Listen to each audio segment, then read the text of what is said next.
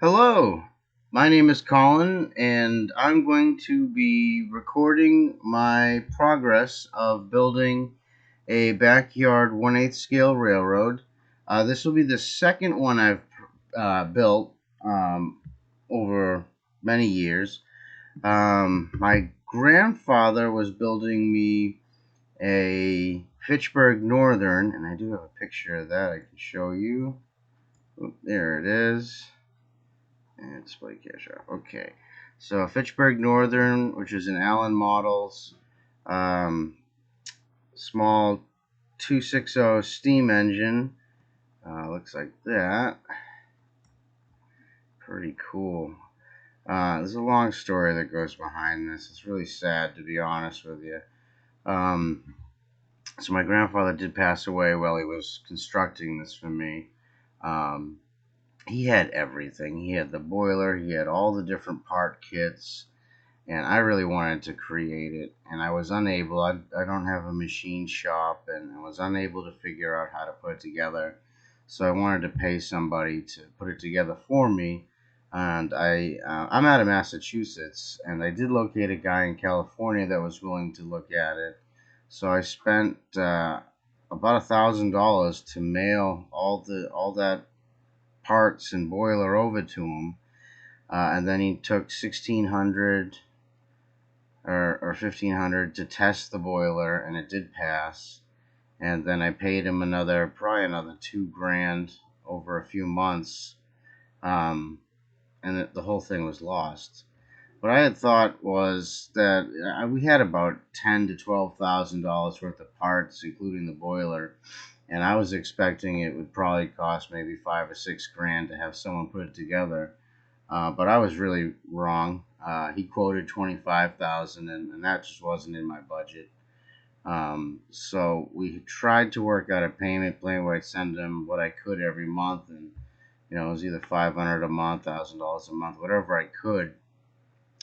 But the guy just disappeared and took all the parts with him, and we were unable to track him down. So that really was sad for me to lose something my grandfather had been working on. But it didn't deter me from the hobby. When I lived at my parents' house, I was able to set up, I want to say, about a 400-foot loop around the backyard. They had a 0.75 acres, so I couldn't do anything more than a loop and a little side track for a storage barn. Um, and we had fun with that. I bought a 24-volt electric switcher, a couple of cars from Mountain Car Company, and I had built a couple of cars. I'm still trying to find those videos. I don't know what happened to them, but they must be on an old computer. But I'm going to dig them up, and I'll add them to this channel. Um, it was a lot of fun. It took a long time to put that track together, but it was a lot of fun. Fast forwarding to now, um,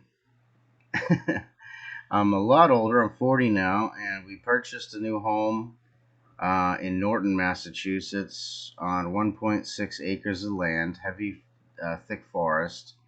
And I said to myself, "Ooh, this is it. I can finally do a good-sized train." So I figured this time around, I'm going to keep a video record, like a video journal of my progress of building this. I can only assume that it's going to take me several years to complete this, but in the end, I'll have a complete record of how I did it. So this is going to be the first of many. Um, since it's such thick, dense woodlands with a lot of thorn bushes and shrubs and pockets of mud, and we are on a very high water table. A couple of shovels out of the ground, and you could easily make a well here. So that'll come in handy for streams and trestles and making ponds and such. But some parts of the route dip down a little much where you're getting into really sloshy, muddy pits. So I'm gonna have to go around some or figure out how I can um, trestle over it. I don't know. We'll see when we get to these sections. But for starters, what I did was I took a bobcat and a chainsaw, and I went through my property and I roughly plowed out a path where I believe the train's going to go. I did want a nice long down and back.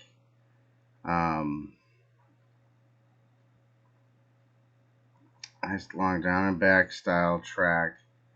I don't have that picture. Okay. And what I've done is I did a recording of me walking the length of the track, and I also quickly created up in paint a rough idea of what it would look like on the layout. So what I'm going to do is I am going to play the video that I took of me walking the route while I follow along with my mouse pointer on the blueprint, so you can see roughly where we are in the video on the blueprint. This is the second time I've recorded this video. The first time my microphone was muted, so you couldn't hear me talking. So I'm taking the first video because I've deleted it already because I'm an idiot. But I'm going to play that, and I'm going to talk over it as it's playing. So without further ado, I'm going to put on display and turn off backdrop and turn off this train. Okay, I think we're ready to go. And here we go. I'll put it on full screen.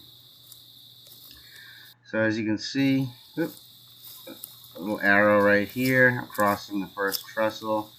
The plan is to build a nice garden shed over here, and have a train storage behind it.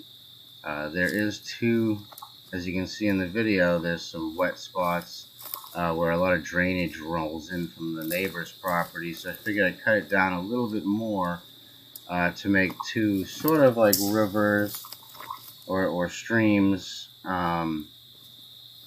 where we can have some trestles going over them. So as you can see here, we're starting around the back bend, heading into the first track split here. Again, this is just a rough pass with a bobcat. I'm going to have to do a lot of work leveling everything out.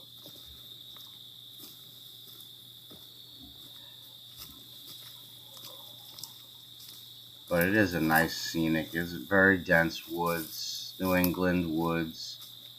You can hear the crickets. I can't wait to be playing on the train in these woods. It's going to be great.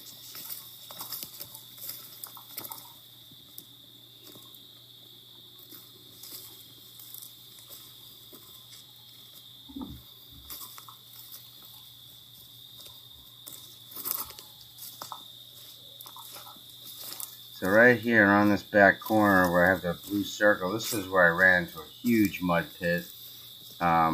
What I think I'm going to do is, as you see, I'm cutting through the brush here in the video. I think I'm going to redefine the path to go the way I'm going now through that brush, because it's such a mud pit. I don't see any way I'm going to fill that in with gravel or anything and turn around and show you. Yeah, I got stuck with a bobcat here. It's just a complete mud pit right there. So I think I'm going to try to skirt right along the outside of that mud pit and then pick back up on the path. Maybe down the road I'll dig into that mud to bring it down to make it into like a little pond right there too or something.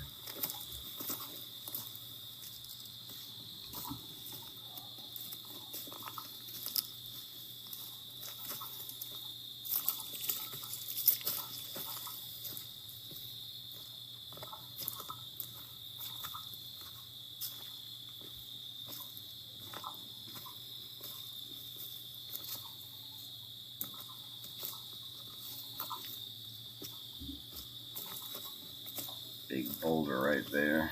Couldn't get that boulder out. I'm gonna have to build over it, I guess, and just grade to match that.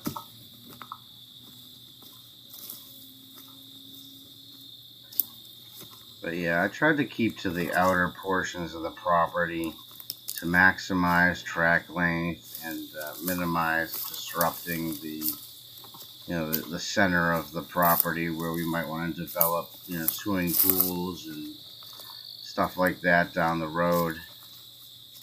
We just acquired this property 2 years ago. I did do a rough clear out last year, but a lot of it did grow back. A lot of the small brush grew back. Like right up here, as you're about to see, this was all cleared, and then it grew back like 6 feet tall in one season. So I came back through the bobcat. I'm like, I'm just gonna do the path. So right about here, as you can see, we're coming up near the front. There's the road down there, and near the front of the property. We're arcing around this loop, coming around the side.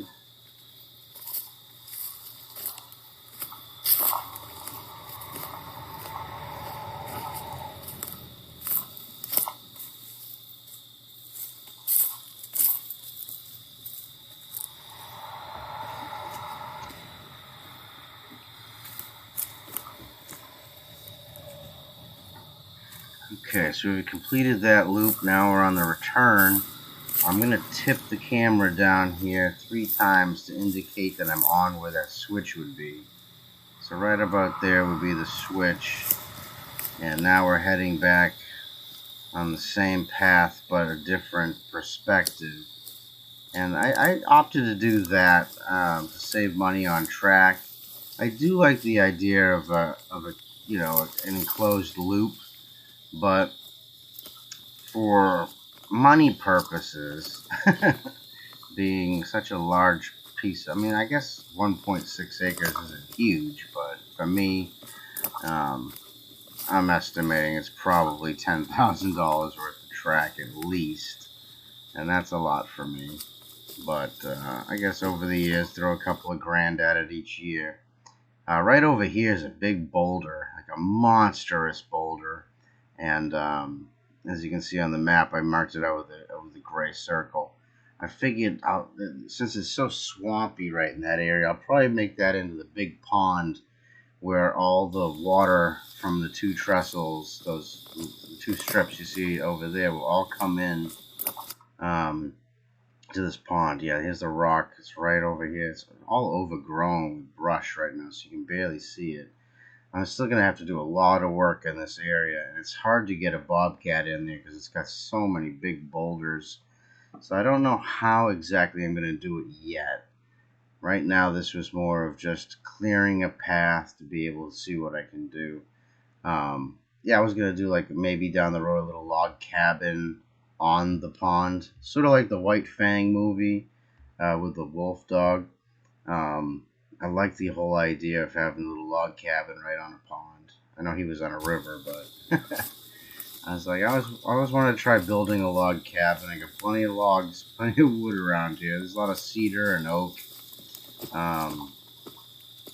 So maybe, we'll see. But for now, I just wanted to clear a basic run. It's a pretty straight shot up the left there. A little wobble left and right just so it's not a dead straight shot. But that way you can, pick up a little bit of speed. You're not constantly taking sharp corners. And here we are back at that mud pit again. Yeah, this is a nightmare. This was a nightmare trying to get through here. So I don't know. I think I'm gonna do the track where I'm walking now and kind of hug the outside there and reconnect. But you can see I had to put a whole bunch of logs in there just to get the bobcat out. Pushing the bucket down and then pushing myself back, and I couldn't get a grip on anything, so I had to put logs down to get it out of there. And I'm really far away from the house at this point, so it was like, oh, I gotta get this out of there. Well, heading back, and once you get the crushed, everything leveled out, and you get the crushed stone and the tracks in there, and you get it all cleaned up nice, this is gonna look gorgeous. This is gonna look perfect. Okay, so we're coming back up on the split track again for the return. So here's that big wide open V area that I cleared out. Alright, so here's where that point would be. So this time we're going to go to the right for the return, so you can see this. So coming around here, and again, a lot of boulders, a lot of weird rock outcroppings. Some of it might have been old historic property boundaries from way back in the day. But nothing was on any sort of straight line, so I'm just wondering if maybe, because it used to be farmland, so maybe the guy, when he was clearing the farm, would just push all the rocks to these little piles all over the property to clear it out. As you can see, I did a lot of clearing up here. I'm going to cut right across through here, and we're coming right back up to meet up with that connection right before that second trestle. And I mean, this is probably what I'm gonna do. I mean, I kind of like this. I think it would be a fun run. Once I get everything a little more cleared out, yeah, it'll be right about here would be that connection. Yeah, right there. Because the trestle will be right in front of me. That's about it for that. Yeah. Okay, so how do I stop this? It is stopped.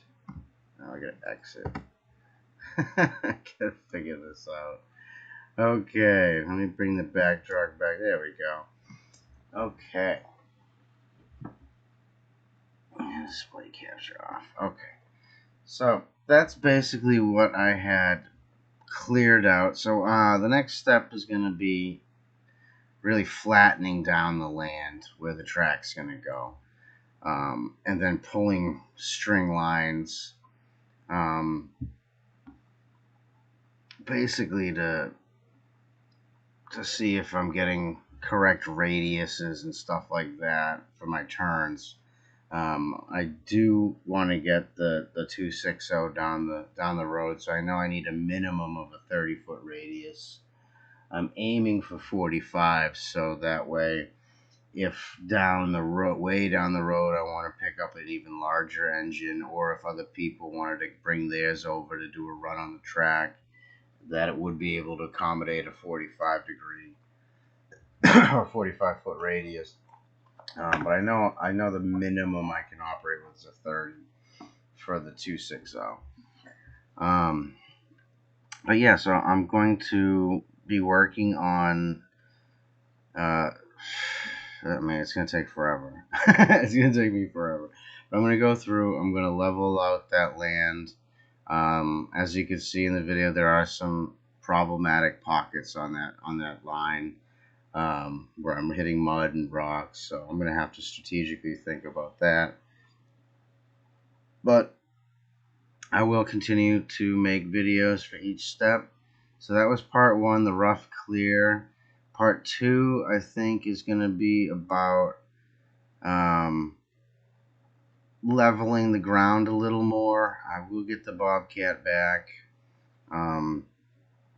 Probably get some rocks and crushed stone together to work on those low areas. I'll put down some larger rocks that I find throughout the property into those mud puddles to bring them up or firm them out, and then I'll just crest it with or top it with the crushed stone and see how that works, just to get everything as level as I can, get the roots and thorns and ivy and all that out of there, and basically just try to get it really flat and packed down. I got a tamper, so I'll go through with the vibrating tamper, just to make sure I'm not building on top of any muddy areas and that are just going to sink down, because I want a nice smooth run. So that will be part 2. That'll be coming up probably in the next few weeks. We are rounding out the end of the season here in Massachusetts. It's almost October, so it's going to start getting cold and the ground will be freezing shortly. So I'm going to probably aim to get more stuff cleared and get the loop leveled as best I can. And that'll probably be it for this year, and the next year we'll go on to part 3, which will be starting to bring in the crushed stone and getting that all prepared. I'll probably end up doing it in truckload chunks, I think, because this is going to be such a massive project, and I don't want things to grow out of control midway through it. So what I'll probably do is do 1 or 2 truckloads of crushed stone, which would probably get me, I don't know, 100, 150 feet. So I'll lay that down and get it all tamped flat, and then I'll put the track down, and then I'll order another couple of truckloads, tamp it down, put the track down, and just go from there, and then use the train to transport the stone out there and the track out there, and just slowly make my way around the property. I do have that 400 feet still at my parents' house. It's pretty well grown into the ground at this point, so I'm going to have to yank that out. But I do want to reuse that. I was doing some research today on track. Looks like it's going to be $3, roughly $4 per foot with shipping, and that's for the 2 rails. So I could estimate rail cost about $4 a foot for the 2 rails and the shipping. Then adding in the ties, the screws, and the gravel underneath. So at that point, I'm estimating roughly $7.50 to $10 a foot for track. And I have my friend has the tape measure thing with the wheel on it, the wheel measure. So I'm gonna go borrow that, and I'm gonna walk this loop again with that wheel measure, so I can get an understanding of how many feet this design is. I can only imagine it's over 1,000 feet. So if it's 1,000 feet at, high end $10 a foot, $10,000 worth of track. So it will take a while. But we'll get there. That's the fun. The process is always fun. And like I said, I wanted to build another garage, not a garage, another shed to keep my lawnmowers and ride on tractors, and someday a Kubota. And then off the back of that shed, I was going to build a little train barn to keep the rolling stock and engine in. But that's about it for this video. I'm sure as these videos go on, I'll get better at recording and splicing in things. And I will look up to try to find my old videos that I had of my train that I had before. It was a lot of fun. And yeah, I'll try to add those to this channel too when I can dig them up. But thank you for watching, and definitely stick around for part 2 coming up hopefully in the next few weeks. And I look forward to building this backyard railroad with you. Take care, and keep steaming.